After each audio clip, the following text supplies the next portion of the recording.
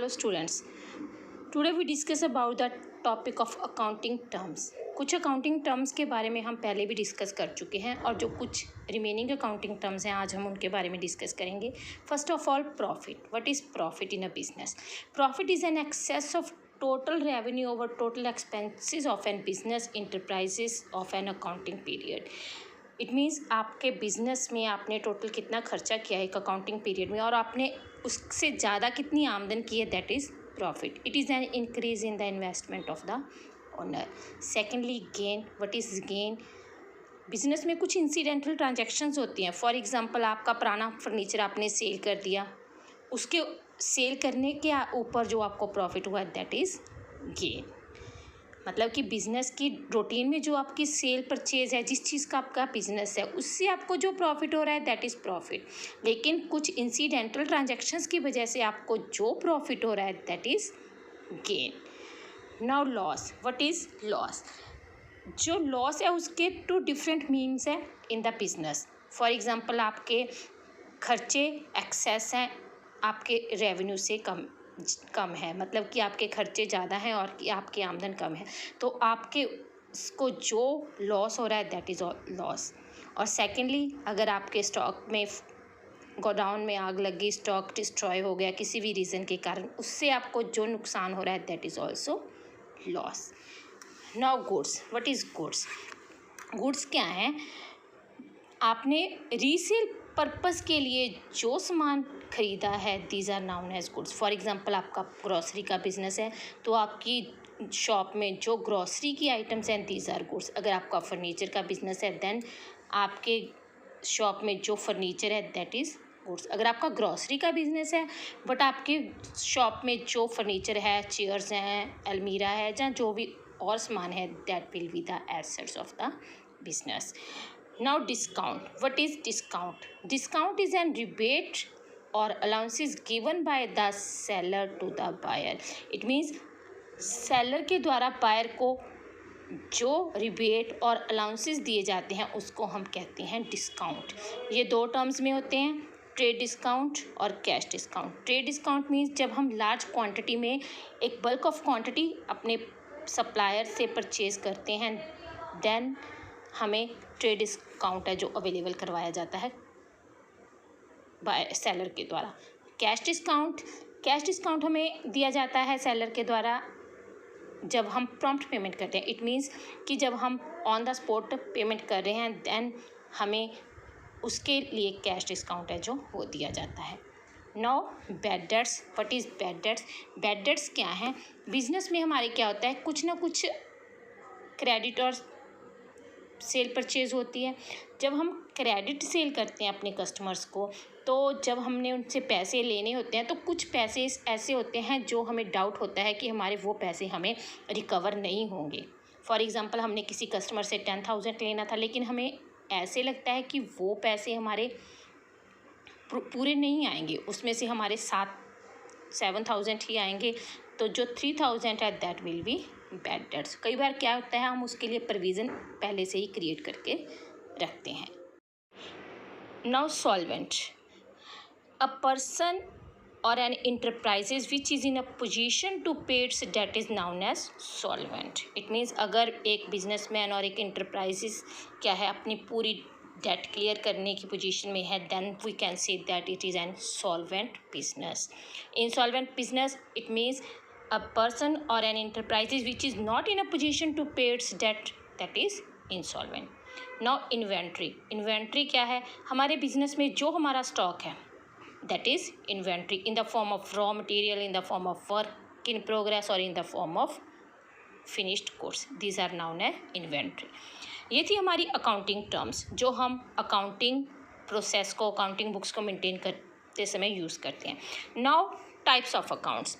हमारे पास 3 तरह के अकाउंट्स होते हैं. First of all personal accounts, secondly impersonal account जो आगे 2 तरह के हैं, रियल अकाउंट्स और नॉमिनल अकाउंट्स.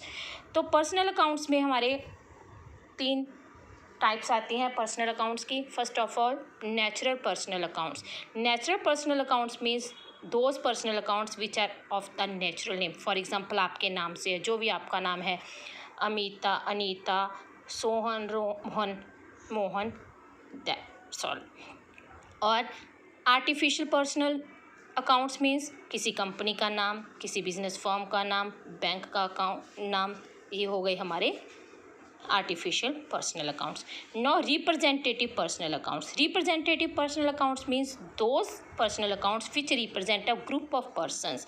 For example, आपने 3-4 persons से पैसे लेने हैं या 3-4 persons को पैसे देने हैं. For example, आपने अपने workers को सैलरी देनी है अभी 3 को 4 को, ठीक है, तो आपको उनको अलग अलग नेम से मेंशन करने के बजाय आप उनको एक नेम से, एक ग्रुप से मेंशन करेंगे. For example outstanding salary account, these are known as representative personal accounts.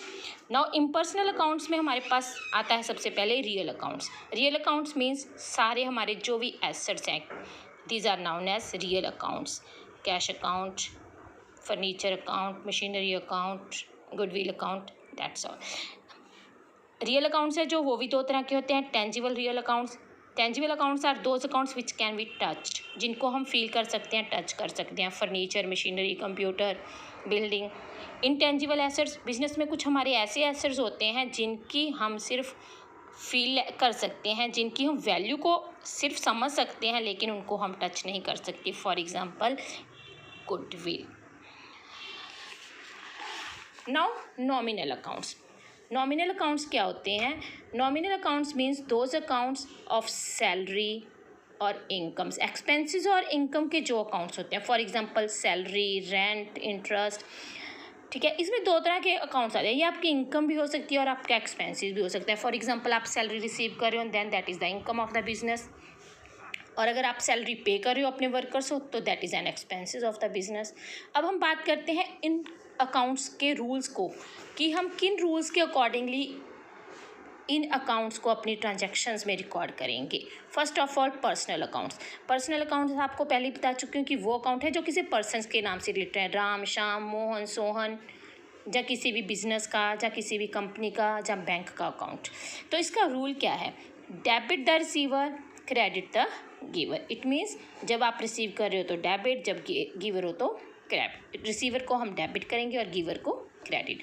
For example receive ₹5,000 from Mohan. Mohan से 5,000 रिसीव किए, तो मोहन क्या है यहाँ पर? गिवर. तो मोहन क्या होगा? क्रेडिट. कैश आपके पास अभी आ रहा है, then cash account debit 5,000 to Mohan account 5,000. अब हम बात करते हैं रियल अकाउंट के रूल की. रियल अकाउंट का क्या रूल है अकाउंटिंग में?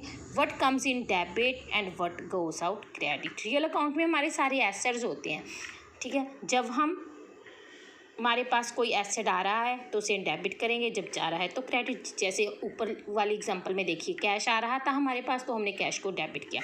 इसी तरह एक और एग्जांपल देखिए, परचेज फर्नीचर फॉर कैश ₹7,000. दोनों अकाउंट कौन से हैं? फर्नीचर भी रियल अकाउंट है, कैश भी रियल अकाउंट है. कैश जा रहा है, what goes out credit, what comes in furniture आ रहा है, then furniture is debit. Now nominal account. All expenses and losses are debit and all incomes and gains are credit. सभी expenses और losses को debit करेंगे, income और gain को credit करेंगे. For example salary paid ₹10,000. तो यहाँ पर दो अकाउंट इफेक्ट हो रहे हैं. आपने सैलरी पे किया, इट मीन्स आपसे कैश जाएगा. और सेकेंडली वो रियल अकाउंट है कैश, सैलरी क्या है? Nominal account. Then salary account, all expenses. Salary क्या है? हमारा एक्सपेंसेस है और 10,000 हमने पे किया है, कैश हमारे से जा रहा है, then expenses account debit and real account का रूल लागू होगा, what goes out credit. It means salary account debit to cash. अगर यही आपको पास एग्जांपल हो कि received salary ₹10,000, then reverse entry will be passed. It means cash आ रहा है, cash account real account debit to income and gain. ठीक है. इसी रूल्स को फॉलो करते हुए, इन्हीं रूल्स को फॉलो करते हुए हम अपने बिजनेस में ट्रांजैक्शंस हैं उनको रिकॉर्ड करते हैं. सो आज के लिए बस इतना ही. Have a nice day.